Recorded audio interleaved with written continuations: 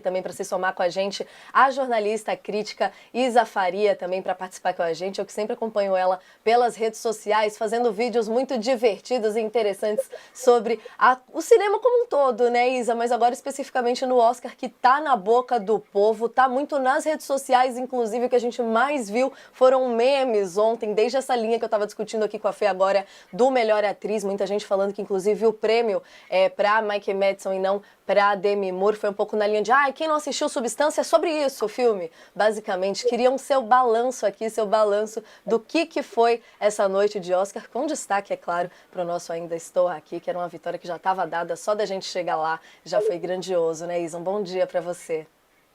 Bom dia, gente. Puxa, Nath, obrigada, viu? Obrigada por acompanhar meu trabalho. Eu acompanho de vocês também. É uma honra estar entre grandes nomes do jornalismo, do entretenimento hoje. Vamos lá. Eu achei uma noite muito satisfatória, na verdade. Primeiro, obviamente, ainda estou aqui ganhando o melhor filme internacional, algo histórico, algo maravilhoso que a gente não deve se abalar por esse gostinho agridoce que a gente teve perdendo nas outras duas categorias. A gente não pode cair nessa armadilha. Foi maravilhoso. Isso, o que a gente conseguiu com essa vitória é visibilidade. O nosso cinema nacional agora está na boca do povo. Conseguimos, estamos no panteão das premiações. O mundo todo está olhando para a gente agora como um país que faz um cinema nacional bom, que não é de hoje, obviamente, mas agora com esse reconhecimento, o mundo está olhando para a gente como uma indústria cinematográfica séria, de boa qualidade e como potenciais parceiros para outros filmes. Eu digo que a coprodução faz milagres. A coprodução é o passado do nosso cinema e é o futuro do nosso cinema também. Coprodução no sentido de juntar vários filmes, a vaquinha cinematográfica, para fazer uma produção. Ainda estou aqui, por exemplo, a coprodução francesa. Então, isso dá um gás para a gente perante o mundo. A partir do momento que o mundo vê a gente ganhando um Oscar, eles falam: acho que dá para fazer um filme, acho que dá para trazer atores, atrizes brasileiras, brasileiros, diretores para adentrarem no mundo mais cinematográfico estadunidense, americano, europeu. Não que nós precisemos de uma validação de um prêmio estrangeiro, claro que não. Mas mais visibilidade significa a indústria cinematográfica brasileira girando, significam mais filmes, significa mais emprego para uma área que não é valorizada ainda aqui no Brasil, que precisa ser mais valorizada. A gente tem profissionais sensacionais. E a visibilidade do Oscar veio em um ótimo momento para a gente continuar desenvolvendo nossa indústria cinematográfica. Fora o Ainda Estou Aqui, achei uma premiação redonda, sem muitas firulas, digamos assim, né? Em 2023 a gente estava saindo da pandemia, então tivemos números musicais gigantescos, I'm Just Kenny, piadas, né? Mais efusivas, mas é porque a gente estava saindo, né? Do nosso isolamento.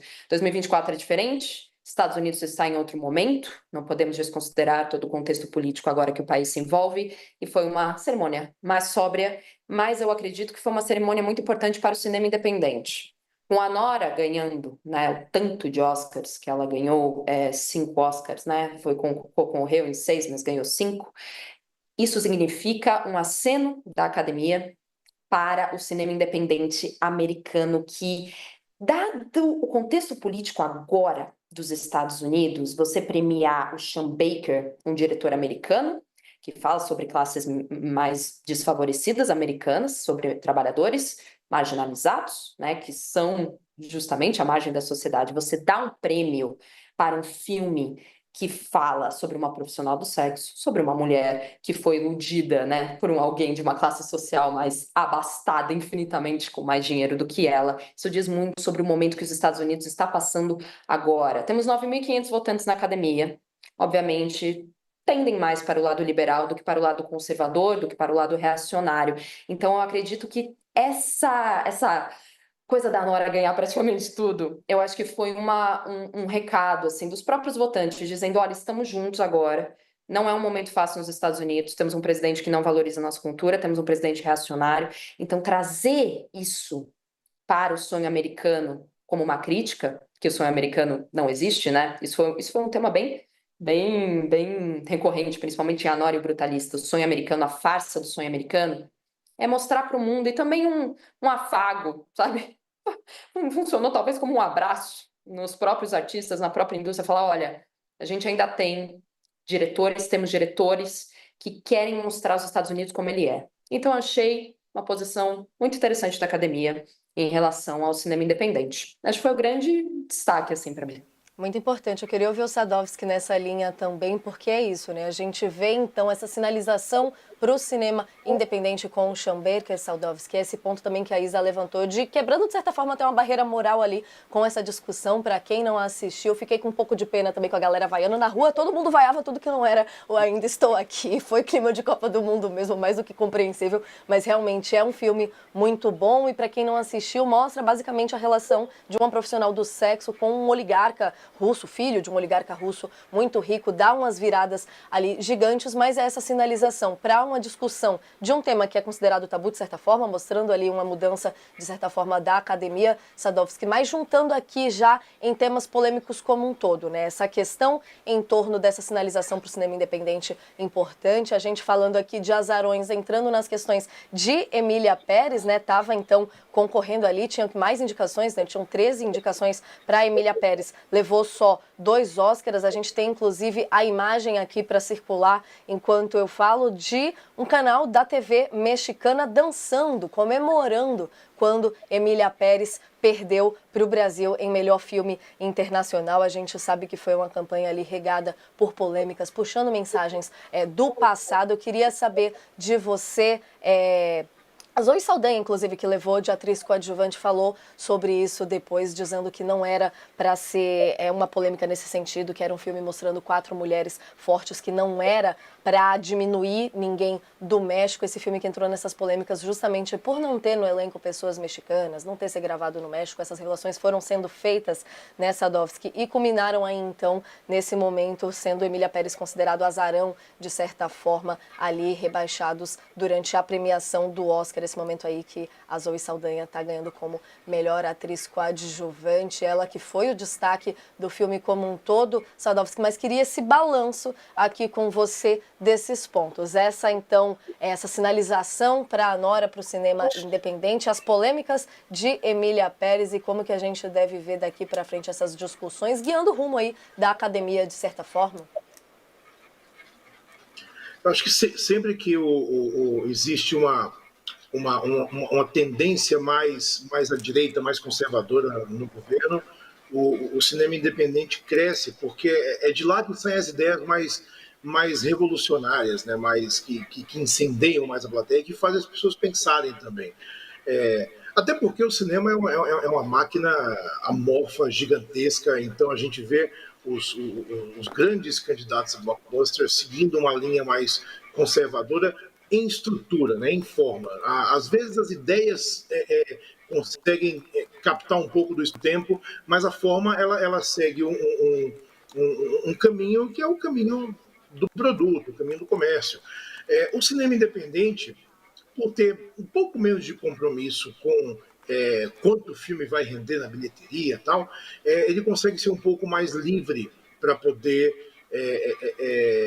aflorar essas ideias. Eu achei muito emblemático o Quentin Tarantino, que talvez seja o cineasta independente por excelência, né, que ganhou o Oscar por Pulp Fiction, né, o primeiro Oscar dele por roteiro lá atrás, entregar o Oscar de melhor direção para o Sean Baker. Eu acho que isso é muito simbólico, porque mostra que o cinema independente ainda dá o norte do cinema americano.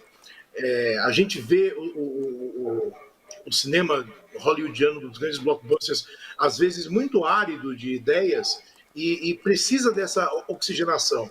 Nesse momento político, eu acho que é muito importante valorizar o cinema independente e as ideias do cinema independente para mostrar que existe um lado que não é tão glamouroso. E a Isa apontou uma coisa perfeita em relação ao cinema do Sean Baker, porque ele tem um olhar muito carinhoso para as pessoas marginalizadas. E hoje, nos Estados Unidos, o que mais se tem são pessoas marginalizadas e mais ainda, né, que estão perdendo emprego, que votaram no Trump e estão perdendo emprego mesmo assim, e que então existe um sentimento de frustração crescente muito forte. E um filme como a Nora representa muito isso, né? Uma personagem, eu adoro a Mike Madison, o trabalho dela como atriz nesse filme é absolutamente fantástico. Então mostra pessoas que estão tentando sobreviver da forma que elas podem. sendo confrontadas com uma força muito maior do que elas, né? No caso, na forma de um oligarca russo, que é um nível que ela não consegue compreender no filme o que ela está tentando peitar. Né? Chegou um momento do filme que eu pensei, você não tem a menor chance aí, você vai ser engolida em algum momento. Então, é um pouco o reflexo que a gente vê de políticas americanas, da forma como eles enxergam quem eles consideram inferiores, né? Então é uma alegoria muito, muito feliz. O Oscar não foi sem polêmicas, eu acho que a Emília Seu Azarão foi uma coisa que a gente já conseguia enxergar há um tempo. Eu gosto do filme, eu entendo que o filme é uma fábula, como o próprio diretor, né, o Jacques Audiard falou, é uma ópera em relação a essa história dessas mulheres que podia ser colocado em qualquer lugar do mundo. Talvez ele tenha sido infeliz em colocar no México e tenha tido pouca sensibilidade em entender o contexto de trazer a realidade do México para essa história, que é uma história de redenção, basicamente.